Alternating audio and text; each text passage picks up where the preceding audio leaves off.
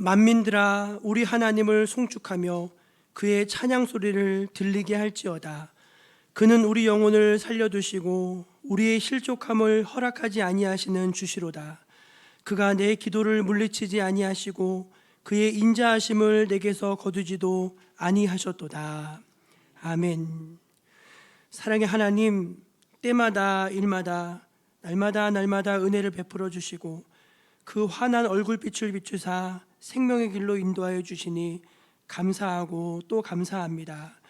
주님을 영적으로 만나는 이 예배의 시간, 우리 지친 육신은 쉼을 얻게 하시고 연약한 마음은 안식을 더해 주시고 상처난 영혼들에게는 주의 치유와 회복의 역사를 더해 주시옵소서.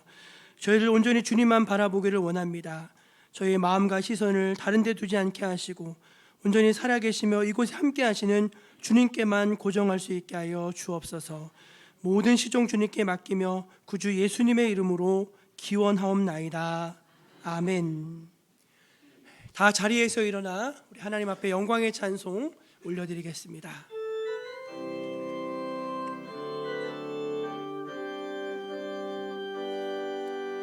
보혈을 지나 하나님 품으로, 보혈을 지나 아버지 품으로, 보혈을 지나 하나님 품으로 한 걸음씩 나가네.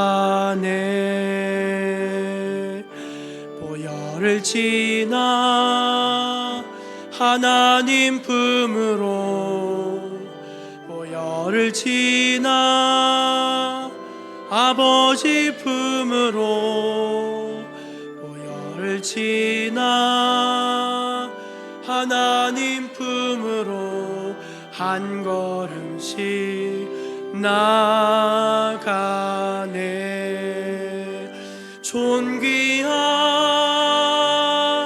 주 보혈이 내 영을 새롭게 하시네. 존귀한 주 보혈이 내 영을 새롭게 하네.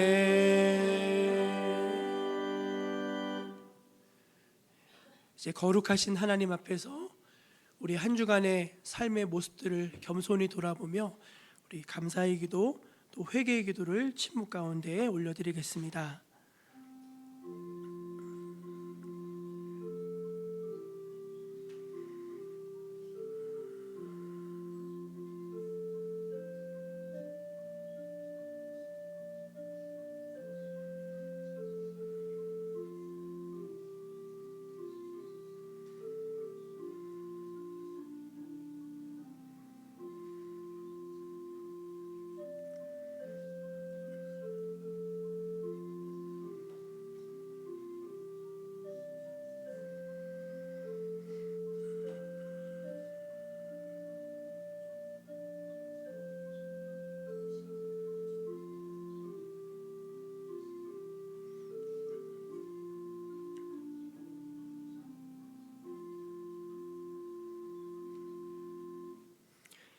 우리 하나님의 크신 사랑과 그의 자비하심을 아는 백성들, 또 자신의 은밀한 죄 고백하면서 진심으로 통회하고 용서를 구하는 모든 백성들에게 우리 주님은 이렇게 말씀하십니다.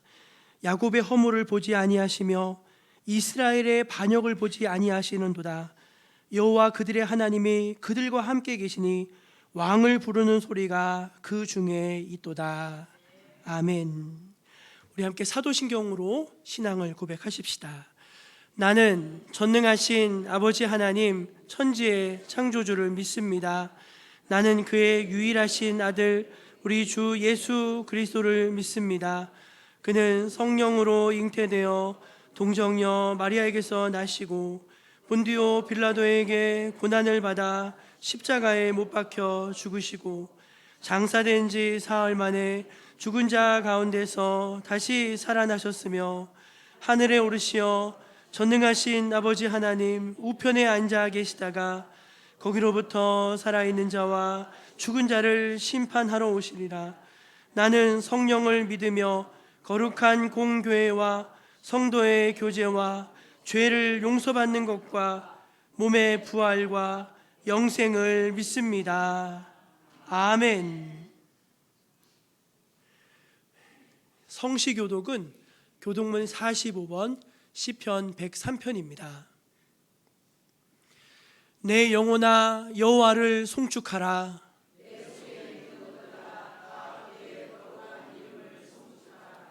내 영혼아 여호와를 송축하며 그의 모든 은택을 잊지 말지어다.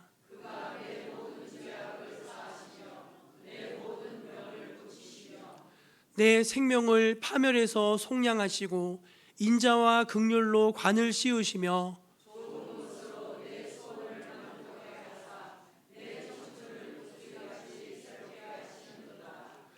여호와는 긍휼이 많으시고 은혜로우시며 노하기를 더디하시고 인자하심이 풍부하시도다.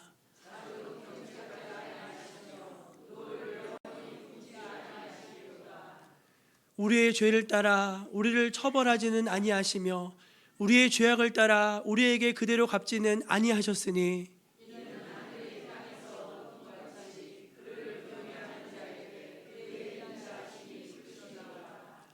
동이 서에서 먼 것 같이 우리의 죄가를 우리에게서 멀리 옮기셨으며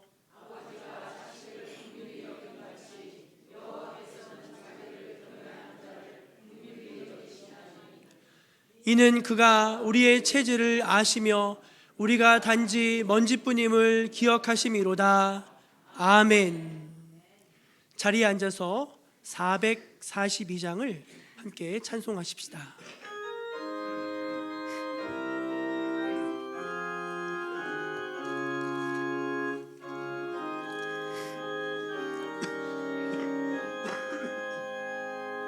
저 장미꽃 위에 있을 아직 맺혀 있는 그때에 귀에 은은히 소리 들리니 주 음성 분명하다. 주님 나와 동행을 하면서 나를 친구 삼으셨네. 우리 서로 받은 그 기쁨을 알 사람이 없도다. 그 청아 주의 음성 우는 새도 잠잠케 한다. 내게 들리던 주의 음성이 늘 귀에 쟁쟁하다. 주님 나와 동행을 하면서 나를 친구 삼으셨네. 우리 서로 받은 그 기쁨을 알 사람이 없도다. 밤 깊도록 동산 안에 주와 함께 있으려 하나. 괴로운 세상에 할 일 많아서 날 가라 명하신다. 주님 나와 동행을 하면서 나를 친구 삼으셨네. 우리 서로 받은 그 기쁨을 알 사람이 없도다.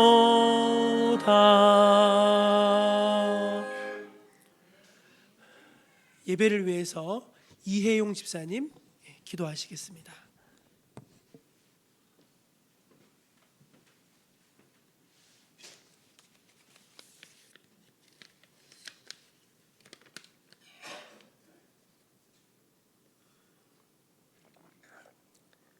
나는 포도나무요 너희는 가지라. 그가 내 안에 내가 그 안에 거하면 사람이 열매를 많이 맺나니 나를 떠나서는 너희가 아무것도 할 수 없음이라. 아멘. 열매 맺는 삶을 위해서 또 죄를 짓지 않으려고 저희가 부단히 노력하기 전에 먼저 주님 곁에 꼭 붙어 있기를 원합니다. 하나님이 나의 편이라고 주장하기 전에 내가 하나님께 속해 있는지를 돌아보게 해주셔서 매 순간 나의 시선과 마음이 중심을 주님께 고정시켜 주시기를 원합니다. 내 믿음의 근거가 신임이라 가치관 성품이 아니라 말씀을 믿고 성령을 따라 그 말씀대로 살아보며 삶을 살아가게 하시는 하나님과의 추억들이 시간들이 되게 하여 주시기를 기도합니다. 나의 신념과 야망을 위해 기도하지 않게 하시고 항상 깨어 있어서 주님이 다시 오실 것을 기대하며 바라며 매일의 삶을 성실하게 살아내는 저희 교회 성도들이 되기를 원합니다. 세상이 너무 완악해지고 미디어가 주는 파급력이 나를 강력해집니다. 나만 아니면 안 된다는 개인주의에 사로잡혀 저의 마음이 강팍해져 갑니다. 주님, 이런 시기에 다른 무엇보다도 나와 나의 이웃을 사랑하지 못하는 저희들을 긍휼히 여겨 주세요. 다른 이유가 아니라 바로 내가 예수님을 닮지 못했던 것을 회개합니다. 가난과 고난, 시련과 역경, 주님께 나아가는 통로가 되는 것임을 저희가 발견하고 나의 상황과 감정이 주님보다 앞서지 않기를 원합니다. 예수님을 따르기 작정한 저희가 철저하게 손해보는 삶을 선택하게 해주세요. 주님을 따르지 못하게 하는 나의 이기적인 본성과 게으름, 너라 결핍 속에 행하는 수많은 선택 가운데 주님을 선택할 수 있는 용기와 믿음을 허락해 주시옵소서. 사람을 다 다르게 창조하신 하나님, 저희 각자가 예수님 믿기로 작정한 동기나 그 시간을 다 다를지라도 한 분이신 하나님을 서로의 모습 속에 발견할 수 있기를 원합니다. 신실하신 하나님 은혜 가운데 모든 것이 협력하여 선을 이루어갈 것임을 믿습니다. 오직 성령을 따라 살게 하여 주시옵소서. 오직 성령이 너희에게 임하면 너희가 권능을 받고 예루살렘과 온 유대와 사마리아와 땅끝까지 이르러 내 증인이라 하신 말씀을 기억합니다. 세월이 변하고 시간이 흘러도 영원하신 주님의 사랑을 찬양합니다. 주님의 없이는 저희는 단 한순간도 살아갈 수 없습니다. 특별히 머나먼 이국상에서 선교 사명을 감당해낸 선교사님들, 기도와 열정과 눈물이 큰 결실을 맺을 수 있도록 기도와 물질과 관심을 가질 수 있도록 인도하여 주옵소서.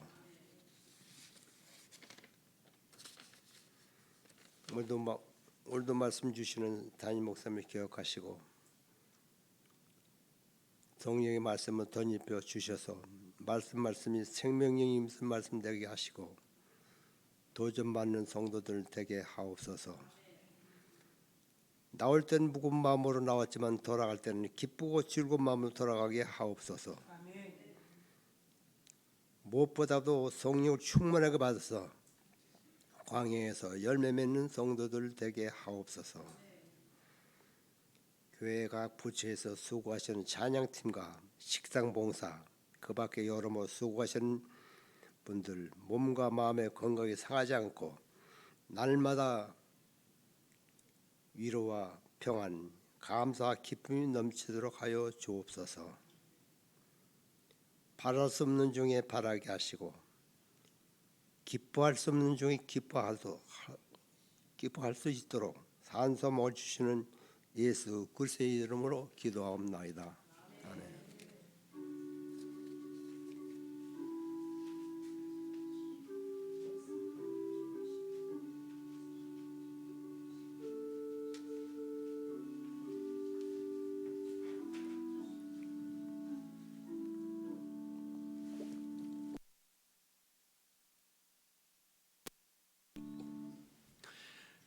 (6월) 셋째 주일 우리에게 주신 하나님의 말씀은 구약의 말씀 잠언 26장 13절에서 15절, 신약의 말씀 로마서 12장 11절 말씀입니다. 먼저 구약의 말씀을 제가 다 받들어 봉독하겠습니다. 게으른 자는 길에 사자가 있다, 거리에 사자가 있다 하느니라. 문짝이 돌저귀를 따라서 도는 것 같이 게으른 자는 침상에서 도느니라. 게으른 자는 그 손을 그릇에 놓고도 입에 올리기를 괴로워하느니라. 아멘. 신약의 말씀 로마서 12장 11절 말씀입니다. 부지런하여 게으르지 말고 열심을 품고 주를 섬기라. 아멘. 이 말씀은 오늘 우리 모두에게 주신 은혜의 말씀입니다. 우리 교회표 한번 같이 힘있게 외쳐볼까요? 교회를 새롭게, 마을을 이롭게. 아멘. 예, 우리의 신앙이 교회 안에 머무는 작은 신앙이 아니라 세상을 향해 힘차게 뻗어나가는 그런 공적 신앙으로 자리매김할 수 있기를 간절히 소망합니다. 예, 교회 소식을 전해드리겠습니다. 오늘 점심 식사하시고 오후 찬양 예배 시간에는 지난주 광고 드린 것처럼 선교사들 조선을 기록하다라고 하는 다큐멘터리 영화를 함께 감상하려고 합니다. 48분 정도 되는 분량이고요. 100년 전에 이 땅에 오셨던 선교사님들이 영상 기록으로 남긴 자료들을 KBS에서 수집을 해서 이제 다큐를 만들었는데, 보시면은 선교사님들이 교회를 세우고 복음 증거하는 거에만 힘쓰신 것이 아니라 일반 평민들의 삶을 향상시키는데 굉장히 큰 공헌을 하신 것들을 확인할 수 있습니다. 내용이 또 아주 재밌고 또 유익하니까 그냥 가지 마시고 식사 맛있게 하시고 오후에 잠깐 남으셔서 2시면 다 끝이 나니까 좀 많이 참여해 주시기를 부탁을 드립니다. 다음 주일 2부 예배 마친 후에는 이 자리에서 재직회로 좀 모이도록 하겠습니다. 그래서 기도해 주시고 참여해 주시기를 부탁드립니다. 그 핸드폰을 끄시든가 아니면은 이제 그 매너 모드로 좀 이렇게, 오늘 처음 오셔가지고 좀 그러신 것 같아요. 그냥 좀 알려주시고, 이 시간에 우리 글로리아 중창단 나오셔서 하나님 앞에 찬송으로 영광을 돌려주시겠습니다.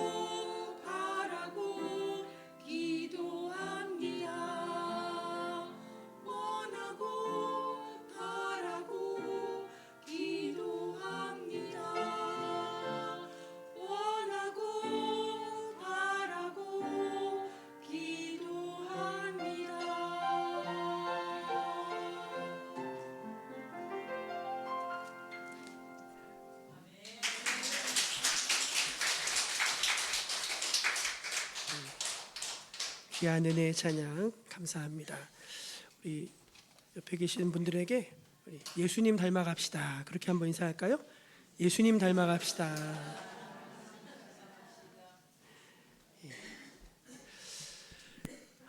며칠 전에 새벽에 이제 새벽 예배 마치고 우리 성도님들하고 함께 교회 잡초 제거 작업을 했습니다. 풀이 그렇게 많이 자란 줄 놀랐습니다.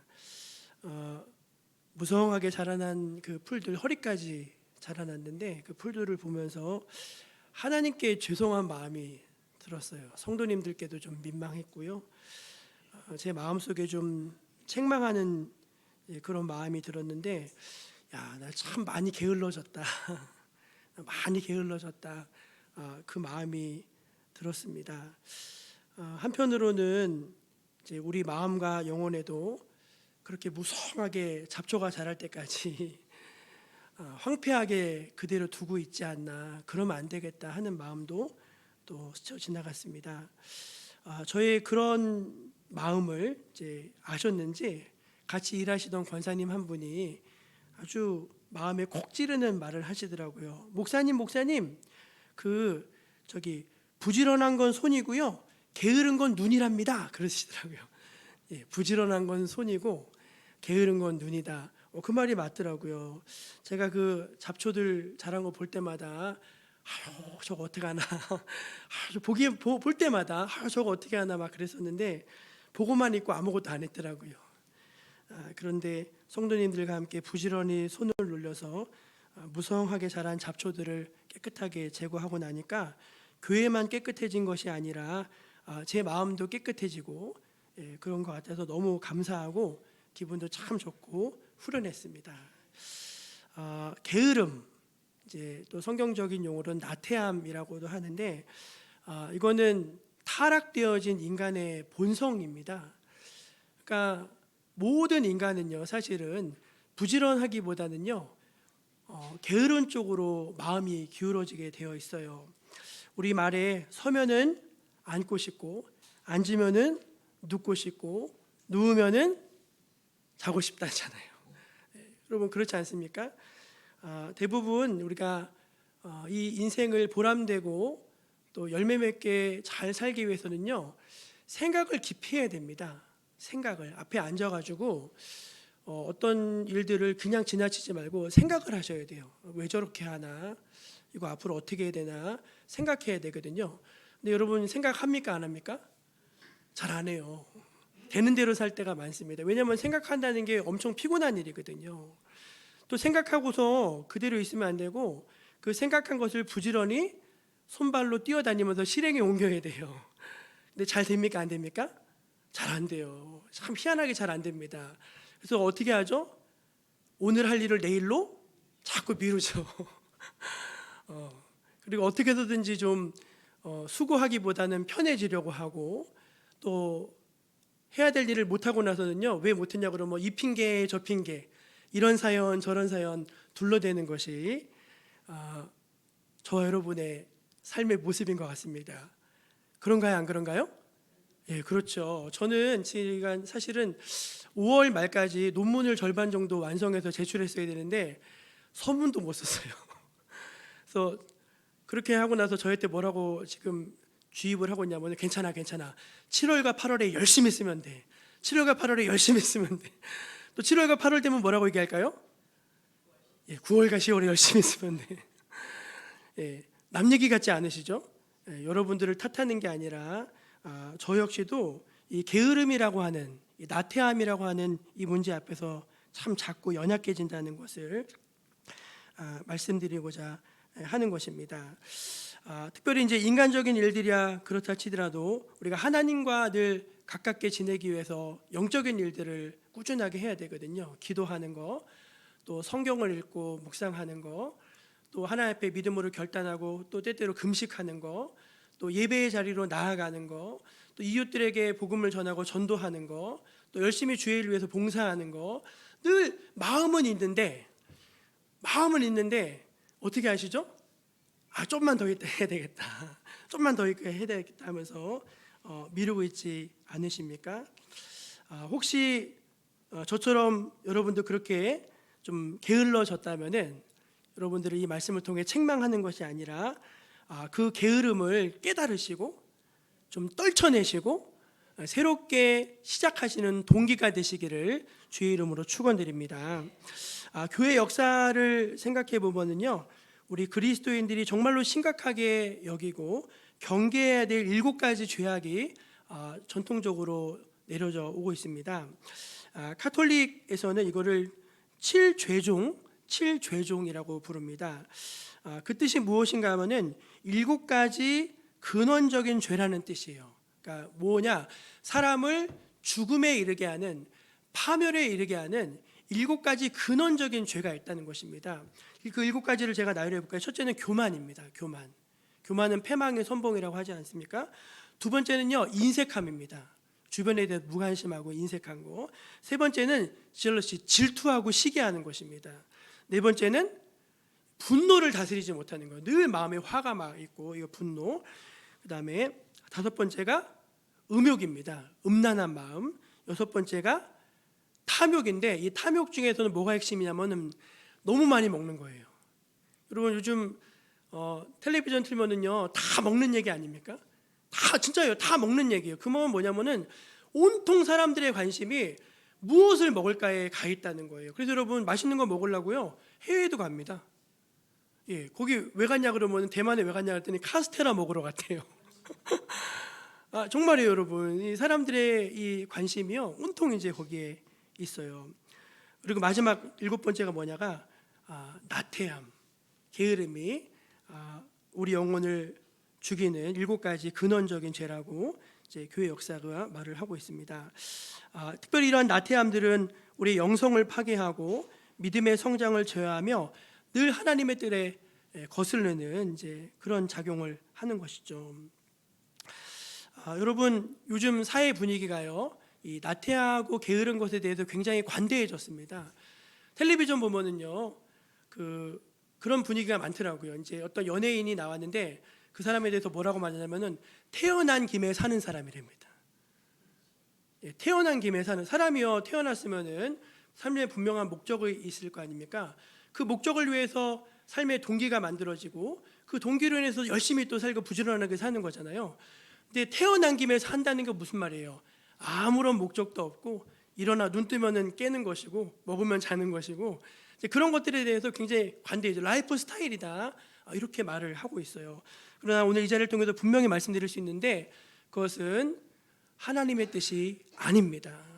거듭난 하나님의 사람의 성품은 성실하고 부지런한 것임을 믿으시기를 바랍니다.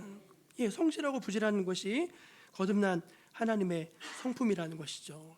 그래서 여러분 우리가 이 나태함에 대해서 2가지 죄의 성격을 말씀드릴 수 있는데, 첫째는 뭐냐면은 7가지 죄 가운데 다른 모든 죄들은요, 하지 말아야 할 것을 하는 거예요. 교만하면 안 되고 시기하면 안 되고 분노하면 안 되고 이런데, 이 나태함은요, 반드시 해야 할 것을 하지 않는 죄입니다. 여러분 우리가 하지 말아야 될 것을 하는 것도 죄이지만 해야 될 것을 하지 않는 것도 죄임을 깨달으시면 좋겠어요. 여러분 우리가 반드시 해야 될 거 뭐죠? 여러분 하나님 사랑하고 이웃 사랑하는 거, 그거 여러분 우리가 꼭 해야 되는 겁니다. 해도 되고 안 해도 되고 그만 아니에요. 여러분 부모를 공경하는 거 여러분 해야 되는 일입니까? 안 해도 되는 일입니까?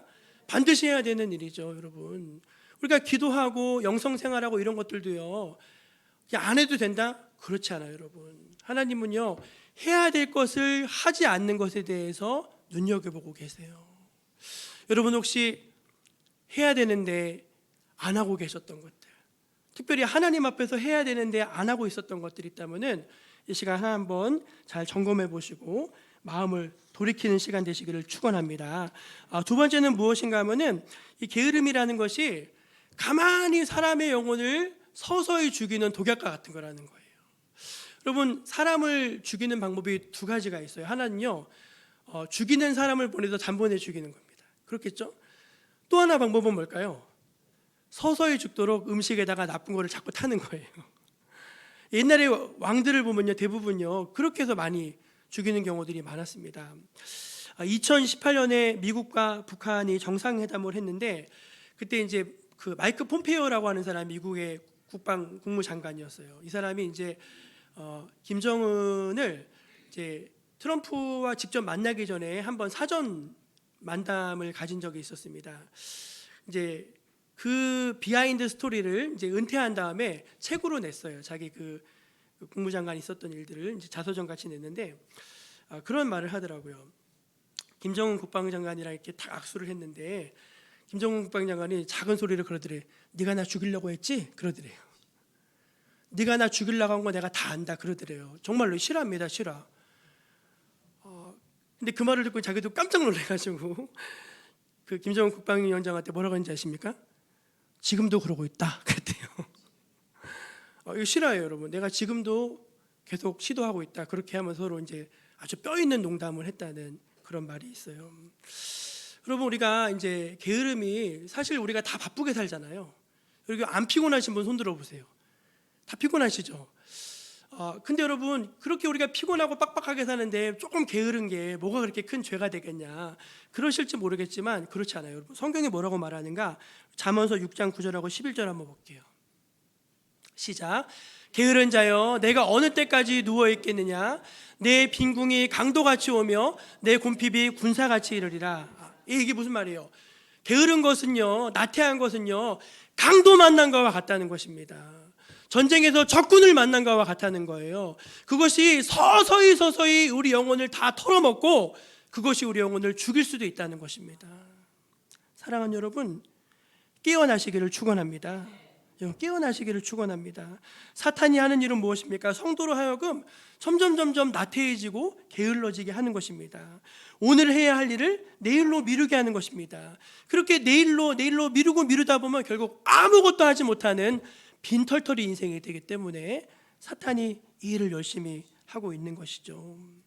사랑하는 여러분, 우리 하나님 앞에서 조금 더 부지런해지십시다.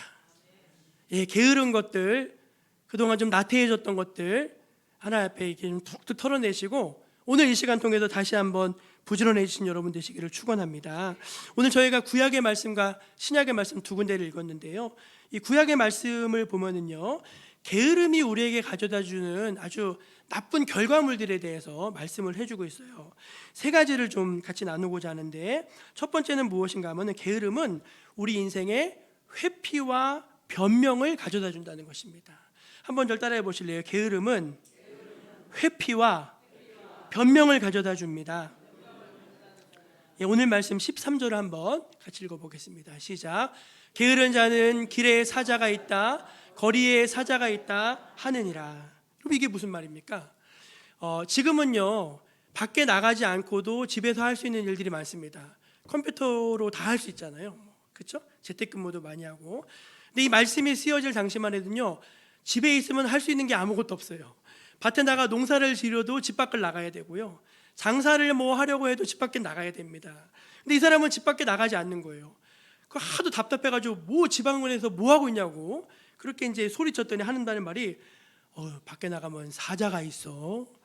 사자가 나를 물어 뜯으려고 하고 있어. 그런다는 거예요. 여러분, 이 말이 되는 말인가요? 말이 안 되는 말인가요? 핑계죠, 핑계. 나가기 싫으니까 이런 핑계 저런 핑계 대면서 그냥 방구석에 콕 틀어박혀 있다는 것을 아주 우화적으로 표현한 것입니다. 여러분, 게으른 사람들이 다 게으르대요. 손도 게으르고 발도 게으르고 뭐 다 게으르답니다. 다 한 군데 부지런한 데가 있대요. 그게 어딘지 아십니까? 입은 엄청 부지런하다는 거예요. 그래서요, 이 게으른 사람이요, 7명 지혜자도 이겨낸대요. 아무리 지혜로운 사람들이 와서 이야기해도요, 게으른 사람들이 입으로 이긴다는 것입니다. 여러분, 게으른 사람들은요, 자신의 게으른 삶을 정당하기 위해서 끊임없이 변명과 핑계를 만들어냅니다.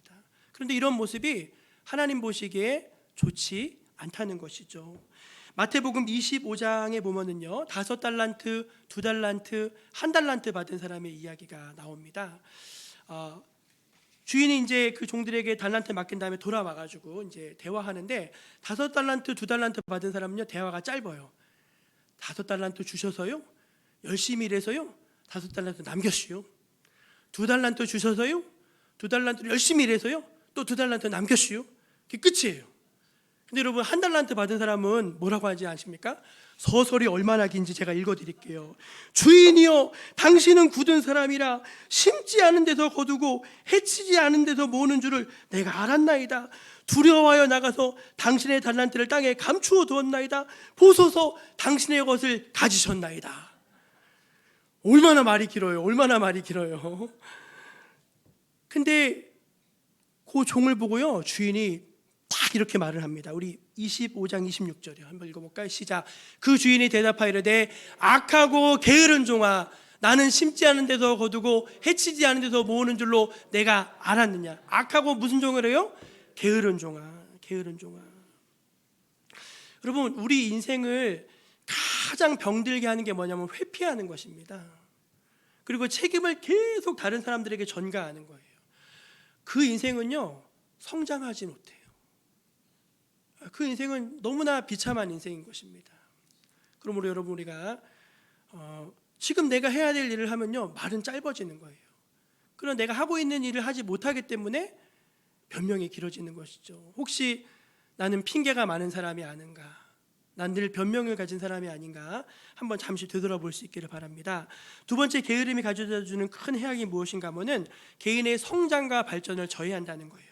한번 따라해 보실래요? 게으름은 발전을 가로막습니다. 네, 게으름은 발전을 가로막아요. 우리 오늘 말씀 14절을 한번 같이 읽어보겠습니다. 14절 시작. 문짝이 돌적이를 따라서 도는 것 같이 게으른 자는 침상에서 도느니라. 돌적이는요, 문짝을 문설주에 달아서 여닫게 하는 장치예요. 저 뒤에 보시면 문 보이시죠? 저기 보면은 이렇게 길다랗게 문 가상에 달려 있는 게 있거든요. 그게 이제 우리로 요즘 말로 하면은 그게 이제 힌지라고 하는 여닫이 장치입니다. 문을 이 틈에 고정시키고 앞뒤로 이제 열 수 있게 하는 이제 그걸 이제 힌지, 요즘 말로는 힌지라고 하고 옛날에는 이제 그 돌적이라고 하는 것이죠. 근데 게으른 사람은 문이 돌적이를 따라 움직이는 것처럼 침대가 그 인생의 돌적이가 되어서 무엇을 하건 거기서 벗어나지 않고 그 안에서만 뱅뱅뱅뱅뱅뱅뱅 돌면서 움직이지 않는 사람, 그런 사람을 이제 지금 묘사하고 있는 것입니다. 우리가 일을 시켜보면요, 일이 안 느는 사람이 있어요. 악기를 가르쳐도 악기가 안 느는 사람이 있습니다. 아무리 이제 설교를 가르쳐도 설교가 안 느는 사람들이 있어요. 참 희한해요. 아니 10년을 했으면 조금은 늘어야 되잖아요. 근데 전혀 안 늘어. 참 희한해. 그러기도 힘든데 전혀 안 늘어요. 왜 그럴까? 곰곰이 보면요, 그분들은요 다른 데 관심이 없어요. 딱 자기가 할 일만 하고 그 안에만 머물러 있더라고요. 제가 예전에도 이 얘기 한번 해드렸는데 어떤 분이요, 평생 자기를 기계치로 알고 사는 사람이 있어요. 기계치. 여러분, 기계치가 뭔지 아시죠? 기계치는요, 기계를 전혀 손을 못 대는 사람일 뿐만 아니라 그 사람이 손 대면요, 기계가 망가져요. 그게 기계치입니다. 근데 이분이 이제 자기는 평생 기계치로 알아가지고 기계에 대한 두려움이 있었는데 어느 날 동네를 산책하는데 이웃 주민이 잔디 깎는 기계를 해체해서 고치고 있는 거예요. 그걸 지켜보는데 그게 너무 신기한 거예요. 저 사람은 저 복잡한 기계를 어떻게 저렇게 고치나. 한참 이제 지켜보고 있다가 이제 말을 건넸습니다. 선생님, 정말 대단하십니다. 선생님, 어떻게 그렇게 복잡한 기계를 다 고칠 줄 아십니까? 저는 기계치라서 기계만 보면은 아주 눈앞이 깜깜해집니다. 근데 그분이 이분을 이렇게 아주 뭐랄까요, 하찮은 눈으로 이렇게 쳐다보면서 한마디를 툭 던졌대요. 뭐라고 하는지 아십니까? 그건 말입니다, 당신이 시간을 내서 한 번도 해보지 않았기 때문입니다. 그러더래요. 한 번도 시간을 내서 해보지 않았기 때문에 못하는 거라는 거예요. 근데 그 말이 굉장히 마음에 와닿았답니다. 근데 얼마 후에 자기 집에 기계가 고장이 났는데 그 말이 딱 생각이 나면서 한번 뜯어서 고쳐볼까? 그 마음에 들더래요. 그래서 뭐 본전이니까 뜯어가지고 딱 보는데 뭐가 이렇게 빠져 있는 거예요. 그래서 느낌상 요거를 끼면 되겠더래요. 탁 꼈어요. 그래서 브르릉 했는데 됐을까요, 안 될까요? 된 거예요. 자기가 제일 놀 때, 자기가 제일 놀랐어요. 이게 되네. 여러분, 게으른 사람들은요, 시간과 에너지를 쏟으려고 하지 않아요. 그게 게으른 거예요, 여러분. 사실요, 세상에 어려운 게 그렇게 많지 않아요. 해보면 되는 일이 더 많아요. 예, 저도 여기 와서 배운 거 되게 많거든요. 웬만한 거는 그냥 제가 다 고치고 요즘 해요. 물론 늘 이명정 집사님한테 전화해서 물어보긴 하지만 여러분, 무언가요 해보는 게 그 인생을 참 유익하고 복되게 합니다. 근데 내가 해보지 않아요. 난 늘 겁만 먹고 있어요. 모든 게 너무 소심해요. 네, 게으른 거예요, 여러분. 그건 게으른 것입니다. 소심한 게 아니라 게으르신 거예요. 마지막 세 번째는 무엇인가 하면, 게으름은 자신뿐만 아니라 주변도 괴롭게 한다는 것입니다. 한번 따라해 볼까요? 게으름은 주변을 괴롭게 만듭니다. 예, 오늘 15절 말씀을 한번 같이 읽어보겠습니다. 15절 시작. 게으른 자는 그 손을 그릇에 놓고도 입에 올리기를 괴로워하느니라. 주여.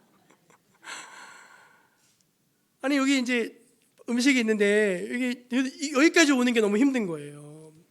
저는 애들을 키울 때 먹을 것 때문에 고민해 본 적이 없어요. 우리는 해만 놓으면은 금세 사라졌어요. 애들이 얼마나 잘 먹는지.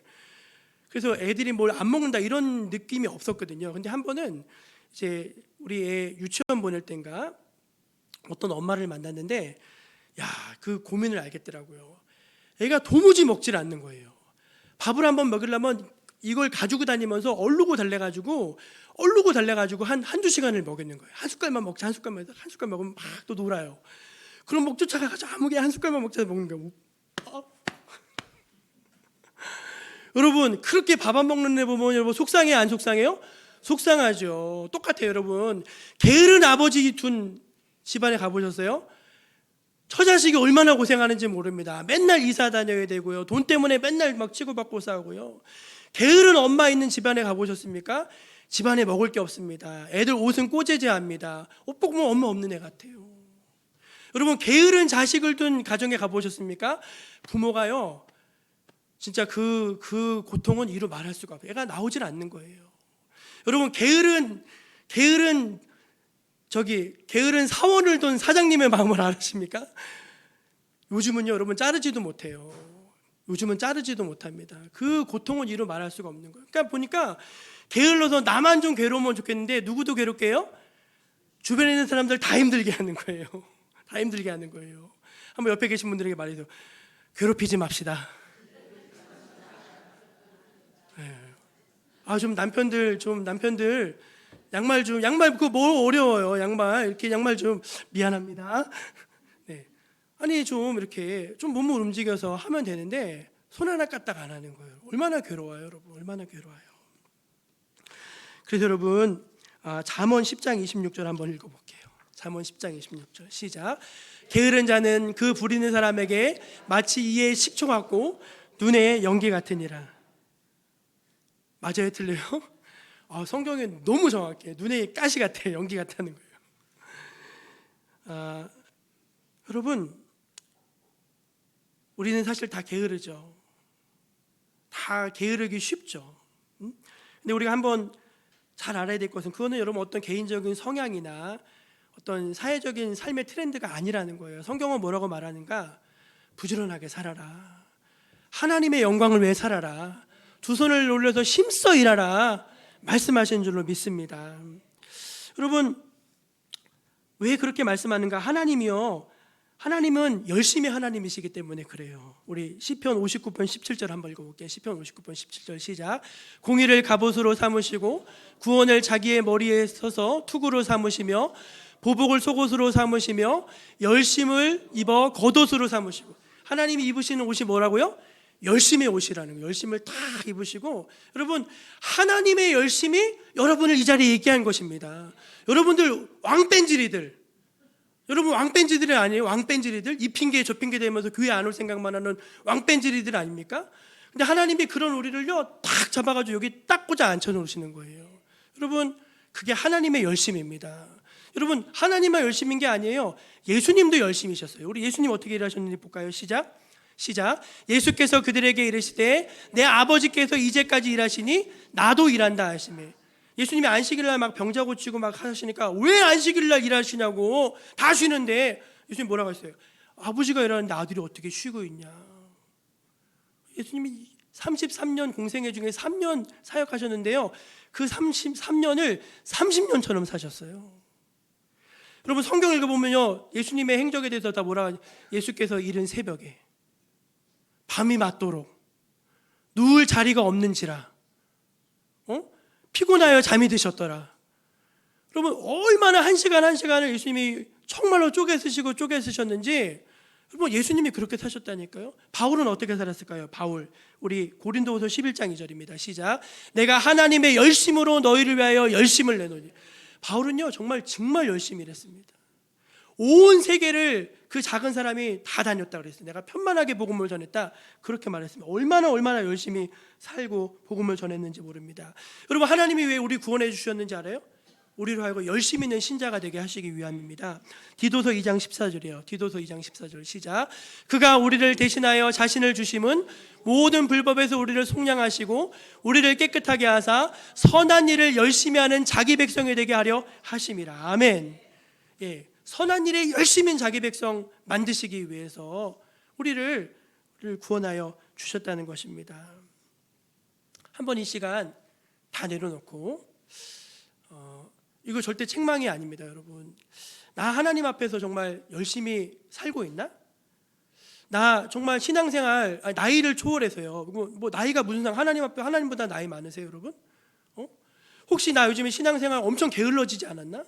기도도 안 하고 말씀도 안 보고 예배도 안 드리고 이리저리 뺀질뺀질 되면서 그렇게 이 핑계 저 핑계 되면서 그렇게 신앙생활하지 않았나?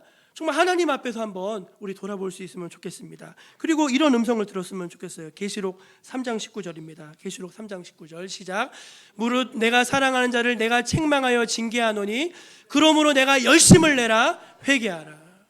열심을 내라. 좀 열심을 내봐라. 왜 그렇게 그냥 힘없이 매가리 없이 그렇게 믿음 생활하느냐. 좀 열심을 내라. 그래야만 내 그 열심에 보상해 주겠다. 내가 축복하겠다. 내가 은혜를 주겠다 말씀하시는 줄로 믿습니다. 말씀을 정리할게요. 재밌는 얘기 하나 해드리고 말씀을 마치려고 합니다. 사진 하나 보여줄래요? 이게 작년 2023년에 이제 찍힌 사진인데요. 저 아기 앞에서 오로로로 하시는 저분이 포스코 회장인 최정우 회장님이세요. 이게 무슨 일인가 하면은 또 넘겨주실래요? 이 회사에 김환이라고 하는 사원이 있었는데 부인 이름이 박두레더라고요. 박두레. 큰 아이를 낳아서 잘 기르다가 또 두 번째 임신했는데 세상에 쌍둥이에요. 쌍둥이. 근데 그냥 쌍둥이도 아니고 하나, 둘, 셋, 넷이에요. 1타 4피. 그래서 여러분 더 놀라운 건 뭐냐면요. 네 쌍둥이를 자연분만으로 낳았어요. 이게 7천만 분의 1이랍니다. 확률이 7천만 분의 1이래요. 야, 그래가지고 이제 회사에서도 이게 아주 큰 화제가 된 것입니다. 그래서 이제 사원복지 차원에서 이제 이 집에 이제 그 회사 임원들이 방문을 했는데 넘겨줄래요? 그냥 갈 수 없잖아요. 애를 넷이나 낳았는데 애국자인데. 그래서 회장님이 가시면서 애가 5이고 엄마 아빠 둘이니까 차가 커야 돼요, 작아야 돼요? 5천만 원짜리 카니발 한 대 사줬어요. 그리고 이제 출산 축하금으로 2천만 원 딱 쏘고 또 이제 여러 가지 기타 물품으로 한 3천만 원에서 1억 정도 딱 안겼습니다. 그리고 아주 놀라운 약속을 합니다. 앞으로 이 쌍둥이 네 놈이 장성하면은 다 포스코에 취직시켜주겠다. 야, 그 말을 듣고 이 엄마가 완전히 감동해가지고 막 눈물을 펑펑 쏟으면서 한 말 뭔지 아십니까? 여보, 죽을 때까지 회사에 헌신해. 회사에 뼈를 묻어. 자, 여러분 같으면은 이런 은혜를 받았는데 회사에 뼈를 묻을까요, 안 묻을까요? 회사에 뼈를 묻겠죠, 여러분. 여러분, 아기 넷 낳고 1억 받고서 이렇게 감동받아가지고 여보 죽을 때까지 회사에 뼈를 묻어 라고 말했어요. 여러분, 우리가 하나님께 받은 은혜가 이거보다 작습니까? 우리가 하나님께 받은 은혜가 이거보다 작을까요? 우리가 받은 이 은혜는요, 아들을 준 은혜입니다. 하나님한테 제일 소중한 게 뭔지 아세요? 하나님한테 돈도 소중하지 않고, 하나님한테 명예도 소중하지 않고, 하나님한테 소중한 게 없어요. 딱 하나 소중한 게 있다니까요. 그게 아들이었어요. 하나님이 그 아들을 우리한테 주셨다니까요. 왜? 자기 선한 일에 열심을 내는 주의 백성 만드시고 싶으셔서 아들을 내어 주셨습니다. 여러분, 그 하나님의 은혜를 받은 우리가, 그 하나님의 큰 사랑을 받은 우리가 어찌 게으르게 앉아 있을 수 있겠습니까? 어찌 그렇게 태만하고 나태하게 신앙생활할 수 있겠습니까? 어찌 그렇게 마음에 열정 없이 냉랭하게 신앙생활할 수 있겠습니까? 그 큰 사랑을 받은 우리가 말입니다.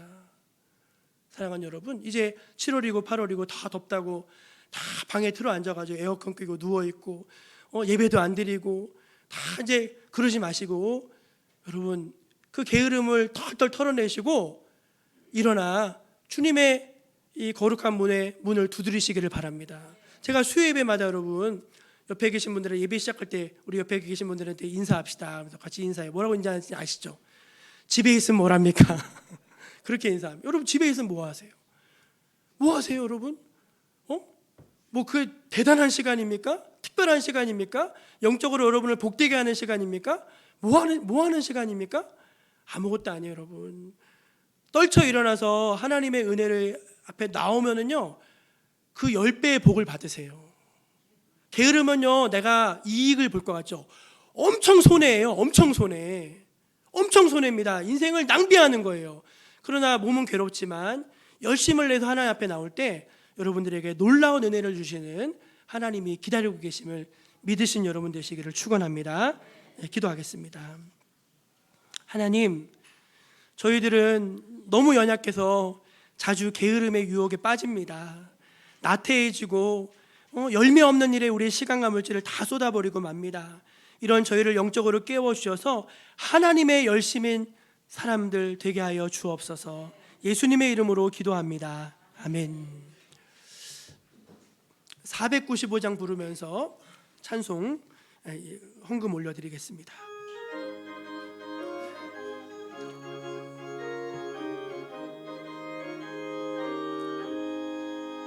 익은 곡식 거둘 자가 없는 이때에 누가 가서 거둘까?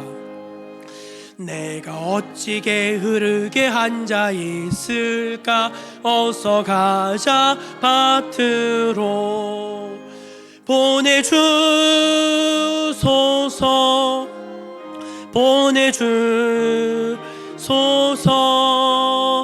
제단 숯불 내 입술에 대니 어찌 주저할까? 주 나를 보내주소서.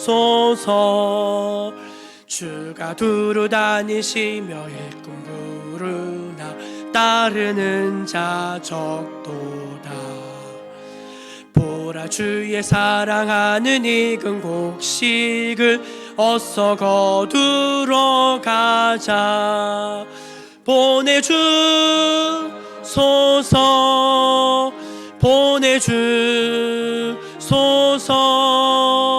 제단 숯불 내 입술에 대니 어찌 주저할까? 주 나를 보내주소서. 주가 나를 부르시니 언제 어디나 기뻐 가서 일하리. 주가 명령 내리실 때 능력 받아서 기뻐 거두리로다. 보내주소서.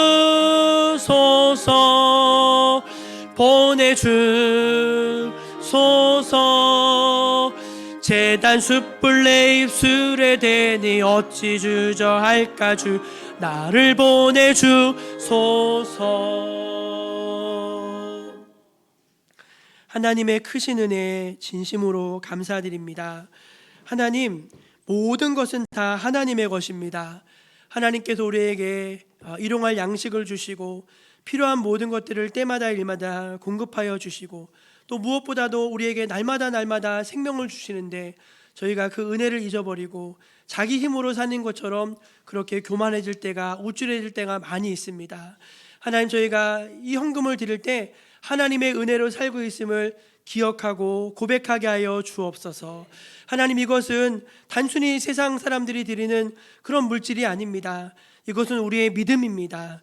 이것은 우리의 수고하고 흘린 땀의 열매입니다. 하나님, 눈물로 뿌린 씨앗의 대가입니다. 하나님, 이것을 주님께 저희들이 기쁨으로 드립니다. 인색함으로 또 억지로 드리지 아니하고 기쁨과 감사로 드리니 주여 받아주시옵소서. 그리고 이 예물을 통해서 하나님이 영광 받으시고 주님의 나라가 이 세상 가운데 확장되어지게 하시고 많은 죽어가는 생명을 살리는데 요긴하게 이 물질이 사용되어지게 하여 주시옵소서. 하나님은 복을 주시는 분이십니다. 하나님, 저희가 우리에게 이 모든 것들을 내려주신 하나님의 큰 축복을 받은 사람들임을 믿고 어디서나 당당해지게 하여 주옵소서.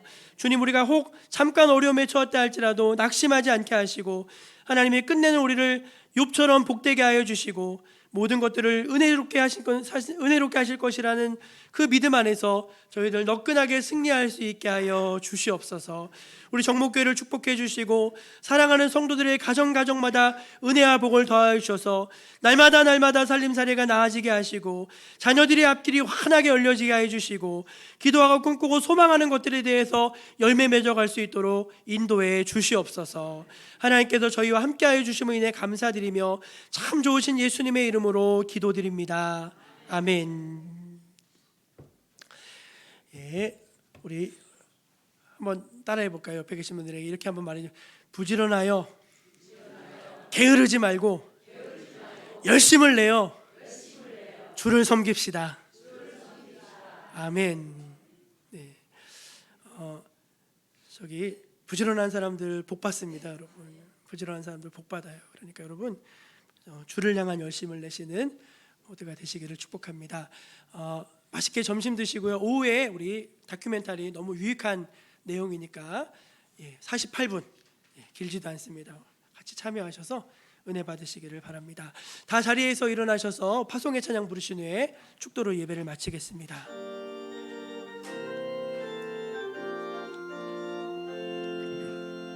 세상은 들리고 사람들은 변하여도 나는 주를 섬기리.